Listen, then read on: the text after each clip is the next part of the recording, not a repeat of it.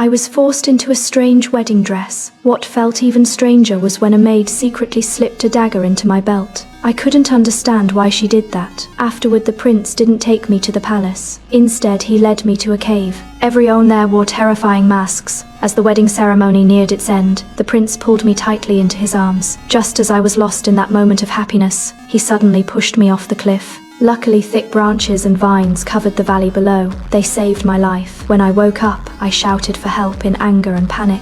But my cries accidentally woke the dragon sleeping under the cliff. It breathed fire, trying to burn me alive. I ran desperately and barely made it into a cave. My ankle got trapped by a dead branch. A second wave of flames was closing in. I struggled, free, ending up with only some burns. To survive, I used the dagger to cut the wedding dress into strips. I bandaged my wounds with them. Then I lit the flint on my necklace and bravely walked into the darkness of the valley floor. Soon I noticed melting icicles. I tilted my head back and let the drops fall into my mouth. Exhausted, I slowly closed my eyes, completely unaware that danger was quietly approaching. When I opened my eyes again, those icicles had turned into roaring flames. I quickly retreated into the cave, escaping the dragon's attack once more. This narrow escape revealed an exit leading outside, even though the cave walls were covered in sharp crystals. I kept moving forward without hesitation. I tore more of the wedding dress and braided it into a rope. Filled with determination, I began to climb. Just when I thought I had escaped, the dragon roared up from below the valley.